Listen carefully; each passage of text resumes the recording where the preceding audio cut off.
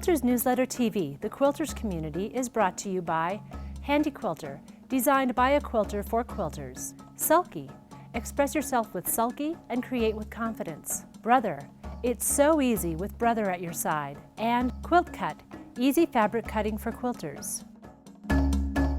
Hi, I'm Patrick Lose. Welcome to Quilters Newsletter TV, the Quilters community. I'm here with my friend Kay Caps Cross again, and we've got a lot to do in this segment. Yeah, we're going to actually do some quilting on Quilters Newsletter TV. So imagine that. Some actual quilting. Wow. We have the project put together, all the appliques affixed to the top of the heart-to-heart table topper that we've been working on. And the next thing that we need to do is some quilting. So I really want to do just some meandering. You know, this is called meandering, stippling. I used to always call it vermicelli because Looks like vermicelli. well, it looks like you dropped a noodle and it just, the way that it went. And I called it that mostly because my background in fashion and costume design, vermicelli is that stitching that you see beads attached to gowns. Yes, it's in that same pattern. Yeah. So that's the same pattern, and they call that vermicelli, or at least when I was working on it, that's what it was called. So how do you feel about free motion quilting? Are you, I know that you quilt free motion on a long arm all the time. Yes. For me, it's much easier on the long arm. Sure. I've never been good at doing it on my regular machine because of the process. The backwards nature of it. Yes. Because when you're doing it on a long arm, it's like you're drawing. Yes. You've got it's like if you compare it to a pencil and paper, you've got the pencil in your hand and you're moving it on the paper.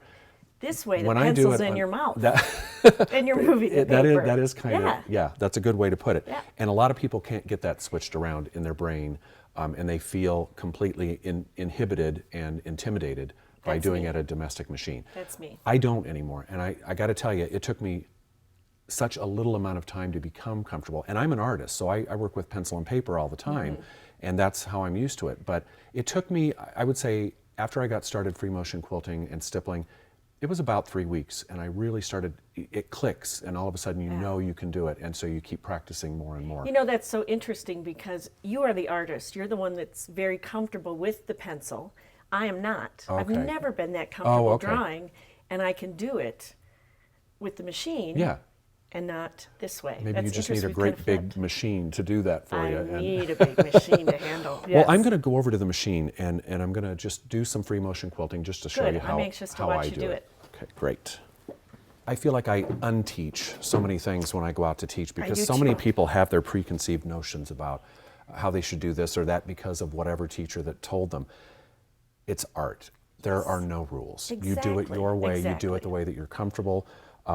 And that's what makes it art. When you start having all these rules and it's all contrived and you feel like you're in a box, that's when it's not art. You're not creating something artful, I don't believe. I agree. I so often tell my students, if anyone is going to get locked up by the quilt police, it would have been me. And I'm still out walking the streets. Well, we all have to worry about that. One thing I forgot though, Kate, if you would, we do need to sandwich this. Okay. And just cut around it. And I love the way this batting holds the top down so nicely. nicely. I'm not even going to use pins. Good. But if you would just cut and leave maybe 3/4 of an inch beyond the edge there. I really like that you're not using pins. I think that gives us more freedom, doesn't it? Oh, definitely. It's more practicality. I don't want to have to keep stopping to take the pins out. Right. If I used safety pins, maybe that would be okay. It's just not necessary for me. You start in the center and work your way out, and it just works. You might use the spray basting or stuff like that if you want, but I just don't need to. That's another thing that's different about the way you quilt with this machine and the way I do on a long arm is you have to start in the center.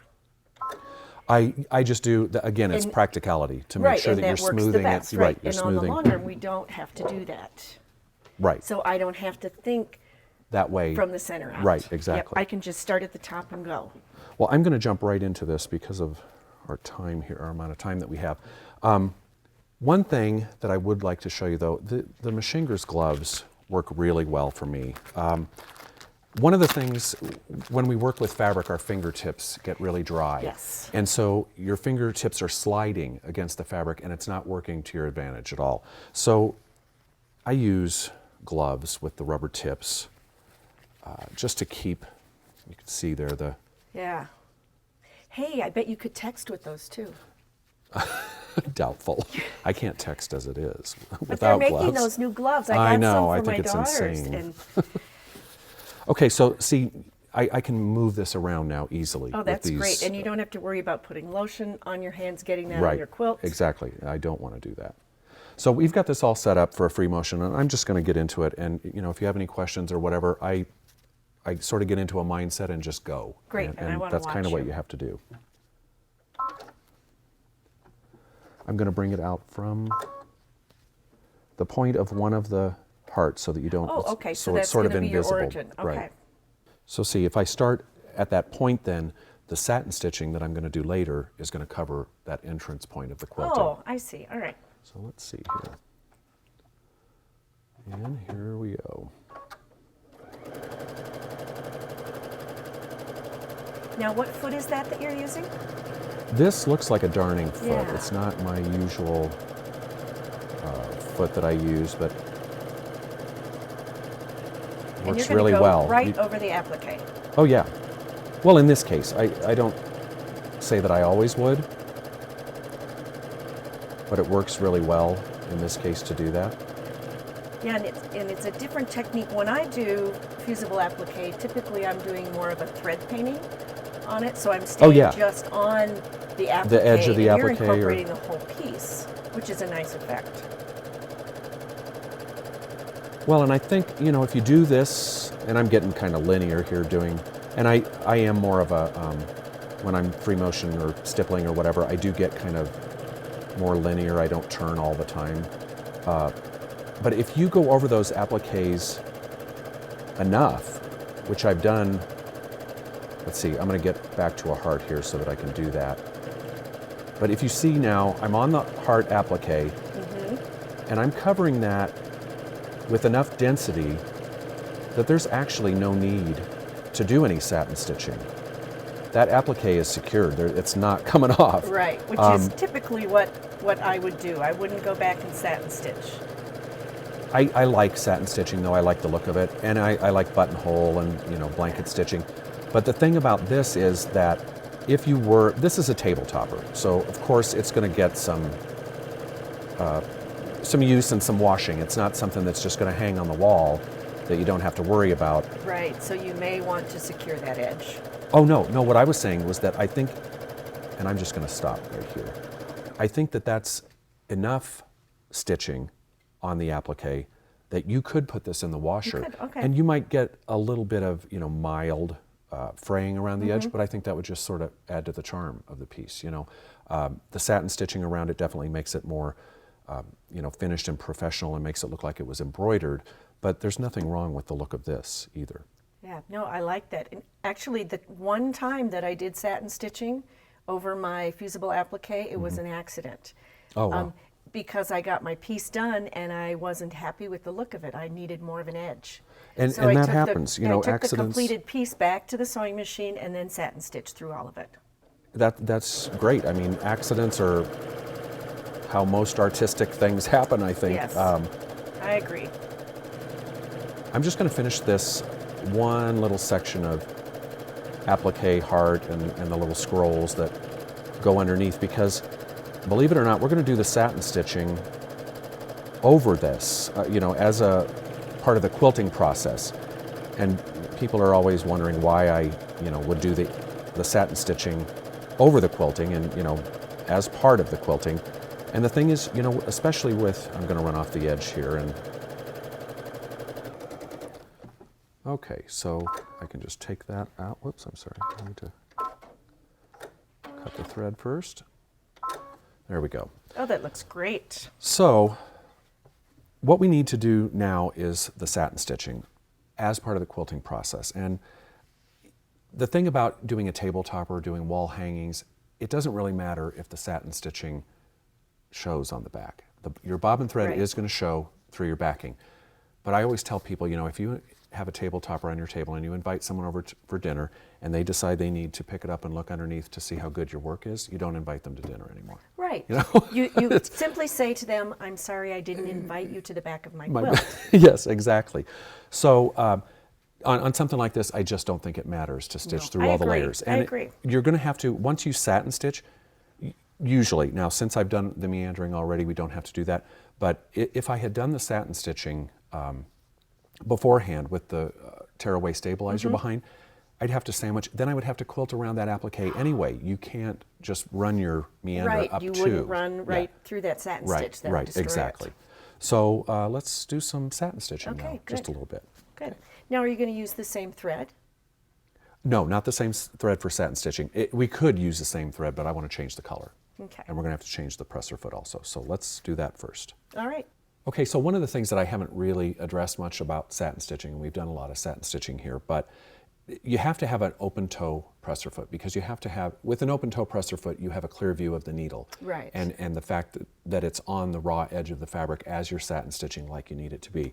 So one of the things that I've done, a lot of machines have a foot that would be a perfect open toe presser foot, but they don't necessarily have that right open toe presser foot. So this is the case with this foot particularly. This would be a great foot except for that piece of plastic that you see right there.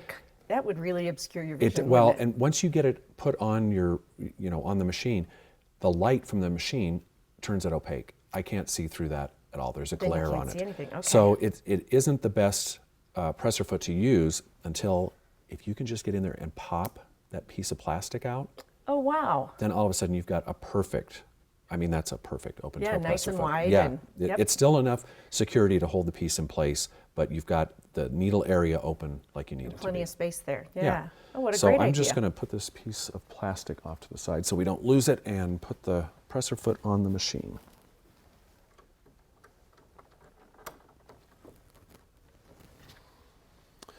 Okay, and just like in all the satin stitching that I've done before, it's great to start at a point when you can, and to pull the tail of the thread to the front of the needle. And that way you're going to stitch over that tail so that someone can't come along and just pull on it and unravel the whole thing. That's right. You're going to stitch right over it, aren't you? Yeah. And on the point of the heart, I'm going to want to start straight. Oops, I'm sorry. I'm going to start straight on, as though I'm heading straight into the heart, just to make Oh, that. okay. Start just to get your point Yeah. and then turn. Okay. Now, if you've seen me satin stitch before, you can tell that this is no more difficult to do through all the layers than it is to do with the tearaway stabilizer underneath. So on a project like this, we're eliminating one step, because I would have had to quilt all around the satin stitching anyway. I'm all about eliminating steps. Me too. Okay, and then an inside corner. We stitch a few stitches past the corner and stop in the left. Oh, I thought you were going to quiz me. I was ready to say we You stop were? in the left. Yeah, you've got it down now, you know. Yep. And then we're just going to start, again, it's almost like mitering that point. I think I may have gone off the edge a little bit there, but that'll be okay. And so we're just going to continue around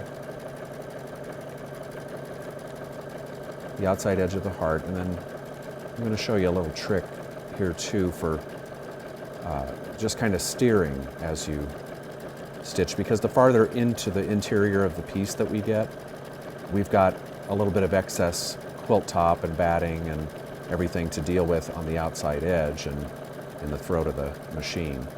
So I'm just going to end here. And you're coming Straight right on. back over that, Yep, the straight tail that on. you started with. That's right, and I'm going to knot and cut the thread. Okay, so my little tip here for when you're, I'm just going to put this under the needle that way. If you roll up, just like you're quilting any quilt, you're going to roll up what is excess there in the machine. But you can use that almost as a handle, for turning as you're going around the heart, and it really what a good makes idea. Yeah, Yeah. it really makes getting around and navigating those curves a lot easier. So that shows Oh, that looks wonderful. how easy that is to do. Let's bring in that's basically what we began to accomplish. So you would just continue doing all the quilting. The next thing that we have to do is consider our binding. And bias binding is another thing that's kind of intimidating to a lot of quilters, but I've got a really easy way to show you how to cut continuous binding in an economical way that we can use, I believe, a 15-inch square to make all of the binding necessary to bind this piece. So that's what we're going to do in the next episode when we come back with Kay. I hope you'll join us. I'm Patrick Lose for Quilters Newsletter TV, the Quilters Community. Quilters Newsletter TV, the Quilters Community, is brought to you by Handy Quilter, designed by a quilter for quilters. Sulky, express yourself with sulky and create with confidence. Brother, it's so easy with Brother at your side. And Quilt Cut, easy fabric cutting for quilters.